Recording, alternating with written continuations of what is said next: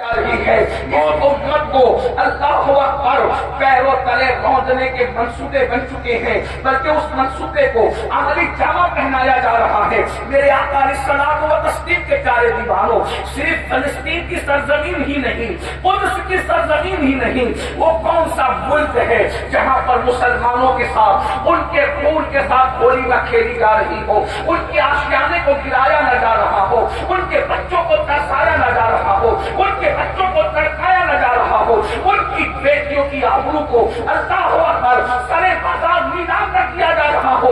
میں آپ کو بتا دوں، ہزاروں کی تعداد میں جلسہ سننے کے لیے آنے والوں، اگر صرف سننے کے لیے آئے ہو تو مجھے آپ سے کوئی بات نہیں کرنا، اور اگر واقعی سیریا سوک کے مسائل کے حوالے سے تو تمہیں معلوم ہونا چاہیے اس وقت ہوئے زمین پر لاجوں میں سب سے زیادہ اگر کسی قوم کی بیٹیاں بک رہی ہے تو وہ کلمہ پڑھنے والوں کی بیٹیاں ہیں۔ اس پر کبھی آپ نے کچھ سوچا؟ اس پر کبھی آپ نے کچھ غور کیا؟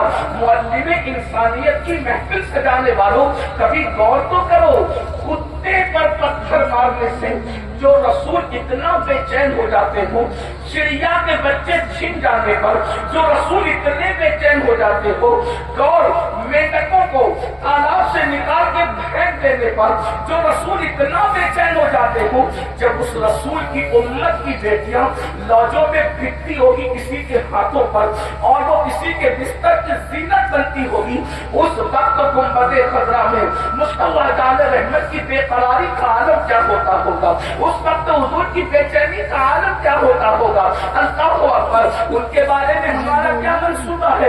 اللہ اکبر، یہ قوم کا حال تو یہ ہے، رات بھر جلسہ سنتے ہیں اور صبح کو وقت سب کچھ بھول جاتے ہیں، سب کچھ فراموش کر دیتے ہیں۔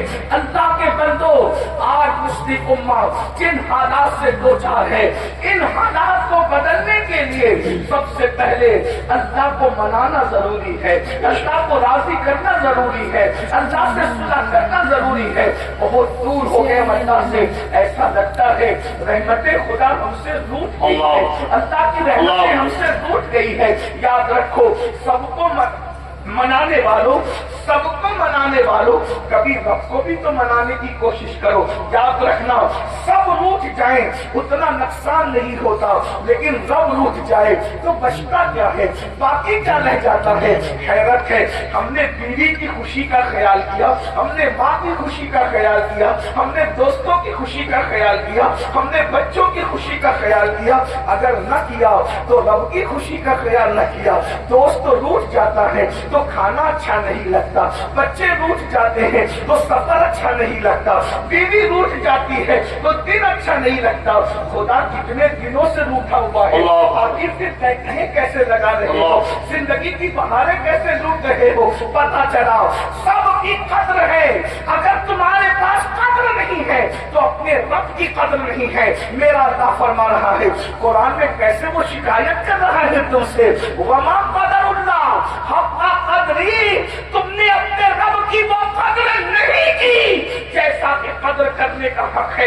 اور یاد رکھنا، بلڈنگیں بنا لو، اسکولیں بنا لو، کالجز بنا لو، بزنس تیار کر لو، جائیداد بنا لو، کبھی تم کامیاب نہیں ہو سکتے جب تک کہ اپنے رب کو راضی نہ کرو، جب تک کہ اپنے اللہ کو راضی نہ کرو۔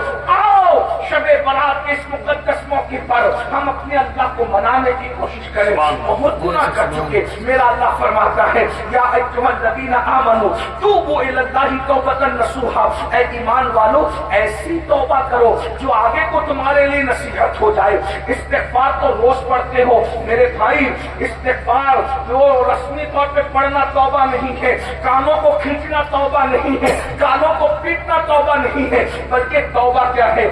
نادم ہو جانا، شرمندہ ہو جانا، اپنے گناہوں پر نادم ہونا، شرمندہ ہونا، اور آئندہ اپنے اللہ سے وعدہ کرنا، کسی اور سے نہیں، اپنے اللہ سے وعدہ کرنا، آئندہ میں گناہ نہیں کروں گا، اور گناہ پر قائم نہ رہنا، گناہ کو چھوڑ دینا۔ یہ توبہ کی یہ 3 لوازمات ہے۔ میری بہنیں بھی موجود ہیں، میری بہنوں آؤ، اللہ اکبر، اگر فلسطین یا دوسرے ممالک کی بہنیں جو ہے وہ کسب کرسی میں زندگی گزار رہی ہے، تباہی اور بربادی کا شکار ہے، تو یہ نہ سمجھنا کہ میں بہت عیش میں ہوں، میں بہت عشرت میں ہوں. یاد رکھنا پڑوسی کا گھر اگر جلے اور اس کو نہ بجھاؤ تو تمہارے گھر میں بھی آگ لگ سکتی ہے. اور میری بہنوں آؤ ہم سب اللہ کو منائیں. بھائیوں آؤ اللہ کو منا کر دیکھو. ایک دن تم اللہ کو منا لو، اللہ تمہاری دنیا کو بھی جنت میں تبدیل کر دے گا. وہ تمہیں روزی بھی دے گا، وہ تمہیں رزق بھی دے گا، وہ تمہیں عزت بھی دے گا، وہ تمہیں سربلندی بھی دے گا،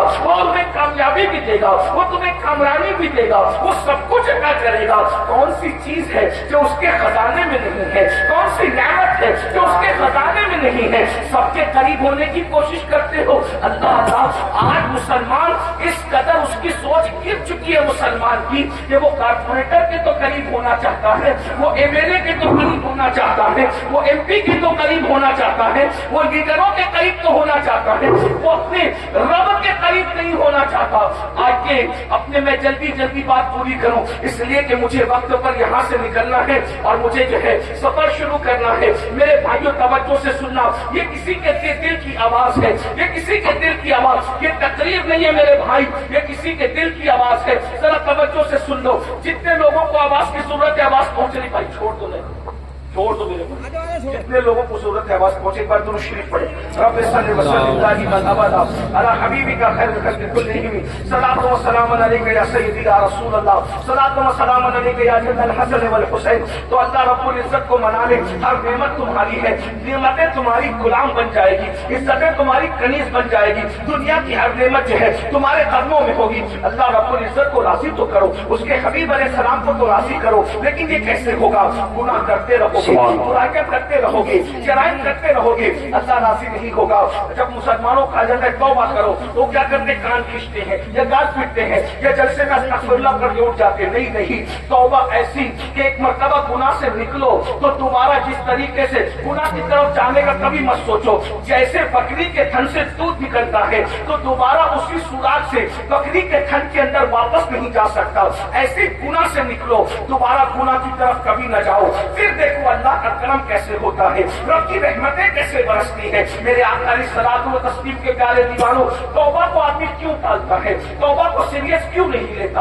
انسان توبہ کو سنجیدگی سے کیوں نہیں لیتا؟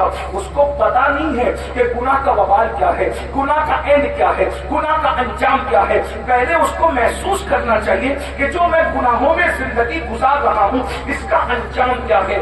یاد رکھنا ننھے ان جوانوں کو جنہوں نے جوانی کی دہلیز پہ قدم رکھا ہے، انہیں گناہ کرتے دیکھ کر کے ہر دردمند دل تڑپتا ہوگا.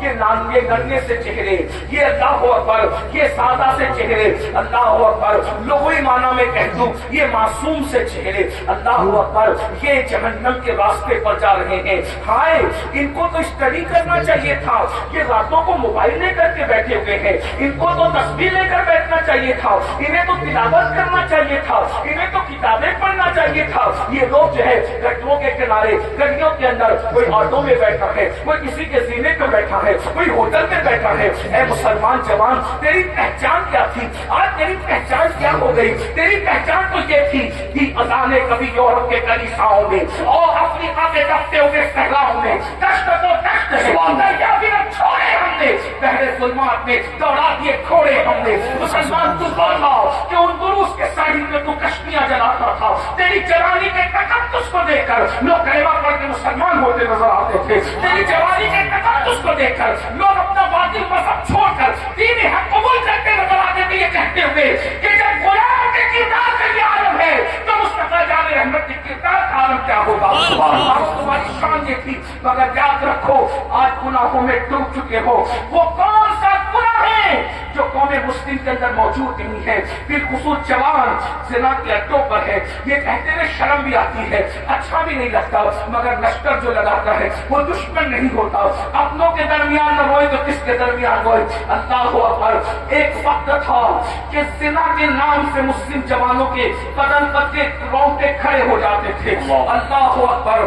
آج وہ جوان زنا کے اڈوں کو آباد کر رہے ہیں، زنا کی فلمیں دیکھ رہے ہیں. اللہ اکبر. وہ جوان जवान जुआ खेल रहे हैं, वो जवान नशे में मुब्तला है, वो नौजवान लड़कियों की मोहब्बत में मुब्तला है, हरामकारी में मुब्तला है, मस्जिदों से दूर हो गए, मस्जिद मर्सिया खा है, नमाजी नहीं है, जलसा का आबाद है, खुदा खाना वीरान है। अल्लाह अकबर। हम इन जलसों की भीड़ को देख के खुश हैं। मेरा जलसा, आज की बात नहीं कर रहा हूँ, नॉर्मल जनरल बात, मेरा जलसा कामयाब हो गया। मेरे भाई जलसा भीड़ से कामयाब नहीं होता, जलसा उस दिन कामयाब होगा जैसे जुमा में